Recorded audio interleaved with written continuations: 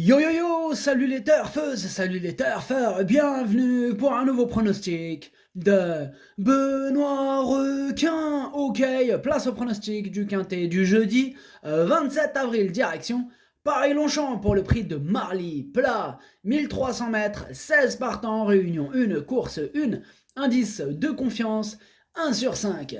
Petit retour sur le quintet du mercredi 26 avril. Dans mon pronostic, je vous ai donné le tiercé en 3 chevaux.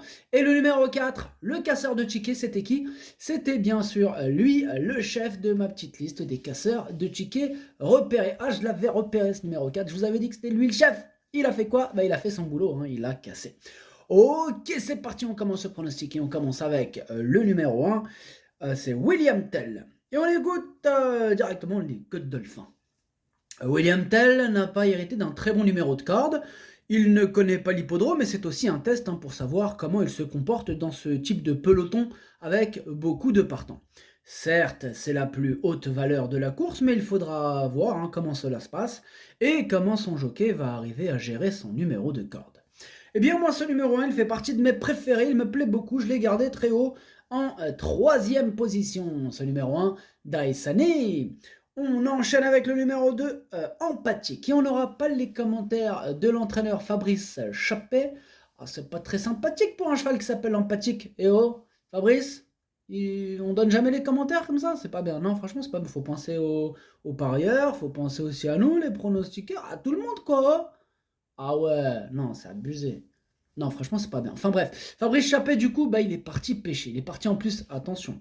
Aujourd'hui, il y a carrément Yann Barbero sur le bateau. Donc évidemment que c'est lui aux commandes. Fabrice Chappet, il exécute tout ce qu'on lui demande. Fabrice Chappet, tu écoutes bien Capitaine Barbero. Il va même pas rigoler avec toi de toute façon. Bon bref, amusez-vous bien, toute l'équipe là. Ce numéro 2, du coup, moi je l'ai gardé en 6e position, pour être exact. Ce numéro 2, Dokui. On passe au numéro 3, Alf. Et on écoute David Smaga. Alf est en forme. En outre, sa situation au poids et son numéro dans les stalles de départ sont convenables. Il a une chance. Eh bien, ce numéro 3, il me plaît beaucoup. Je l'ai gardé en 4e position. Ce numéro 3, Yomi. On passe au numéro 4, Eureka. Et on écoute Henri-Alex Pantal. Eureka est régulière, peut-être prise un peu haut au poids quand même. Cela dit, elle est bien et va évoluer sur une distance à sa convenance. Elle a le droit de courir ce handicap. Ce numéro 4 aussi, je l'ai retenu, mais lui en bout de combinaison. Ce numéro 4, Hachi. On enchaîne avec le numéro 5, Michelangelo. Et on écoute Mathieu Brasme. Michelangelo m'a un peu déçu pour sa rentrée. J'espère qu'il se rattrapera. Bien rentré de cette course, je tente l'aventure dans cet handicap où il changera de jockey et d'environnement. Alors certes, il n'a pas beaucoup d'expérience et est nanti d'une valeur assez haute, mais il possède d'évidents moyens, une complète réhabilitation est attendue. Eh bien, ce numéro 5, c'est lui mon gros regret, c'est lui mon cheval de complément. En cas de non partant, attention possible cassage en vue, d'autant plus que ce quintet est vraiment très ouvert. Ils sont vraiment nombreux à pouvoir espérer terminer à l'une des 5 places. Vraiment, il est très ouvert. Ce numéro 5, Kokai. On passe au numéro 6, Kimi Orenda, et on écoute Christophe Ferland. Kimi Orenda a repris de la fraîcheur et vient d'effectuer une belle course de rentrée en s'imposant à Bordeaux.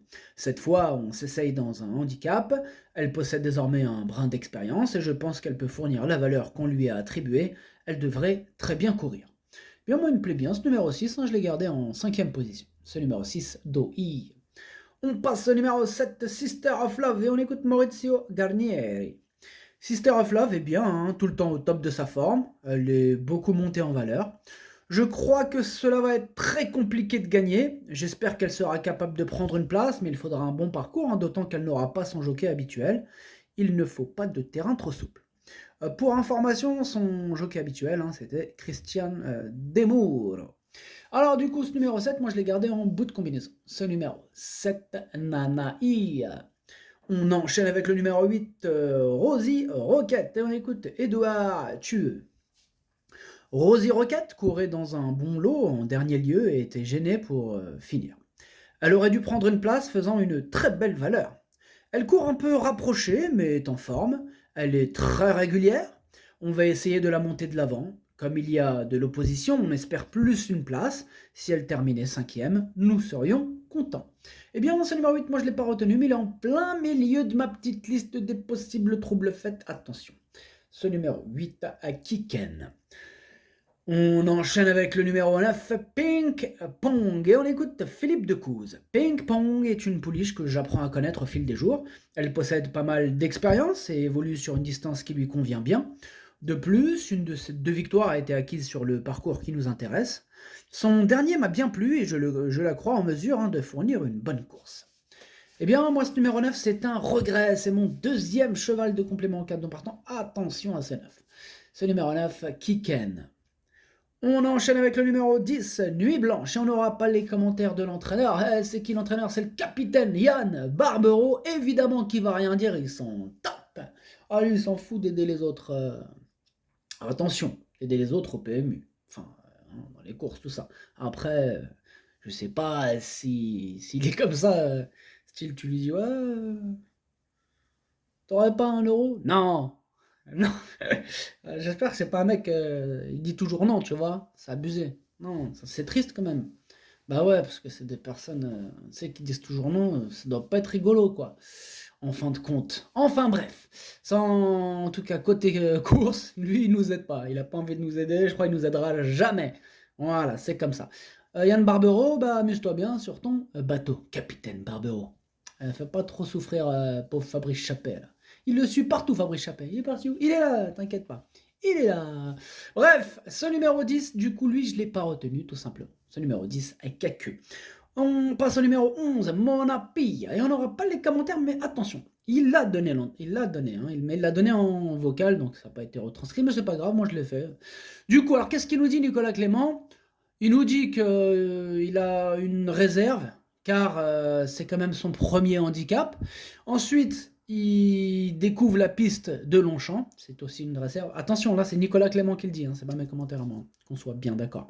Il nous dit aussi, Nicolas Clément, qu'il est en bonne condition, Monapia, et qu'il est un peu en retard au niveau du poil. Bon, il nous dit aussi, Nicolas Clément, que Monapia a couru tout l'hiver, mais qu'il a l'air d'être encore bien. Voilà, merci Nicolas Clément, mais la prochaine fois, un petit truc sur écrit, s'il vous plaît, les mecs derrière. Là. Oh. Bah ouais, non, mais il nous donne des doubles travail, double effort. Non, mais ça me dérange pas. C'est exceptionnel comme ça va. Ah, c'est bon. Il n'y a pas de quoi fouetter un chat, quoi. Surtout que c'est mignon, les chats, tu vois. Nous, on fouette pas les chats, t'es fou, quoi. Bah ouais, on aime bien les animaux, nous. Bref, du coup, ce numéro 11, nous disions, moi il me plaît beaucoup, je l'ai gardé très haut, ça sera d'ailleurs sûrement le favori. Ouais. Mais moi je ne l'ai pas mis en tête, je l'ai mis en 2e position. Ce numéro 11, Watashi no Nibame no Okiniri. Alors on passe au numéro 12, Amanda's Choice, et on n'aura pas les commentaires de l'entraîneur, c'est le pote capitaine Yann Barbero, donc Fabrice Chappet. Ouais, donc voilà, il est avec Barbero, on l'a dit tout à l'heure, amusez-vous bien. Ce numéro 12, du coup, lui, je ne l'ai pas retenu, mais c'est lui, le chef et le capitaine de ma petite liste des possibles casseurs de tickets repérés. Rappelez-vous, hier, mercredi 26 avril, le chef de ma petite liste des casseurs de tickets repérés, c'était qui? C'était le 4, il arrivait à, je sais pas combien de contre 1, je crois, 75 contre 1 ou un truc comme ça. Eh ben, c'était lui. Eh ouais, il est arrivé 4e, dans le quartet quand même. Bref, aujourd'hui, le chef, c'est le 12, donc attention à lui. Ce numéro 12, Kiken. On passe au numéro 13, Don't Look Up, et on écoute Jean-Claude Rouget. Don't Look Up doit avoir sa chance en valeur 37, mais dans ce genre de handicap touffu, je ne m'avance pas trop. Il a raison Jean-Claude, c'est un ancien, il connaît, il sait, handicap comme ça, ils sont 16, ils ont 3 ans, des gros bébés, ils peuvent progresser d'une course à l'autre, tu vois. Et ils se prononcent pas trop, on sait jamais. C'est question de parcours. C'est une genre de course, tu la cours 3 fois, 3 arrivées différentes. Bon, malgré tout ça, j'ai l'air quand même plus confiant que Rouget, dans le sens où moi, je l'ai carrément installé en tête. C'est mon préféré, ce numéro 13, il me plaît beaucoup. Évidemment, ça sera une question de parcours, mais c'est lui que j'ai choisi d'installer en tête. Question de préférence, question de feeling, c'est comme ça, tu vois. Bref, ce numéro 13, Okineri. On passe au numéro 14, Maya Fushi. On écoute Henri-Alex Pantal. Maya Fushi reste sur une bonne performance à Toulouse, dans un lot peut-être un peu moins important, mais elle est bien, elle va apprécier la distance proposée, elle est également juste en valeur. Eh bien, ce numéro 14, je ne l'ai pas retenu, ce numéro 14 est caqueux. Et on passe au numéro 15, Éternel, et on écoute Christophe Escuder. Éternel est un chic poulain qui fait pratiquement toutes ses courses. Alors il est vrai qu'en 36,5 de valeur, je n'ai pas beaucoup de choix d'engagement, mais il semble tellement en forme à l'entraînement que je me laisse tenter par ce quintet. Terrain et distance sont dans ses cordes et j'espère qu'il pourra bénéficier d'un déroulement de course, car il n'a pas de marge au poids. Eh bien, moi, ce numéro 15, pareil que le 14, je ne l'ai pas retenu. Ce numéro 15 avec Kaku. Et on termine avec le numéro 16, Fille du Roi, et on écoute Hubert de Nicolai. Fille du Roi est rentré de sa dernière course avec une petite coupure à un pied, qui a dû l'empêcher de fournir sa réelle valeur. Tout est rentré dans l'ordre depuis, et je suis content de la voir dans le quintet. Je la crois compétitive et profitera de son petit poids porté. Avant le coup, je pense qu'elle est capable de finir à l'arrivée. Eh bien, ce numéro 16, moi je ne l'ai pas retenu, mais il est quand même à l'arrière de ma petite liste des possibles troubles faits, donc accordons-lui une belle note de méfiance. Ce numéro 16, Kiken. Le pronostic, ça donne 13, 11, As, 3, 6, 2, 7, 4. Merci d'avoir suivi cette vidéo. N'hésitez pas à mettre un pouce bleu si la vidéo vous a plu. Pour accéder à tous mes tickets pour la course du quintet, rendez-vous directement en description de la vidéo. À jouer avec modération. Bonne chance. Chopez-le moi. Ciao.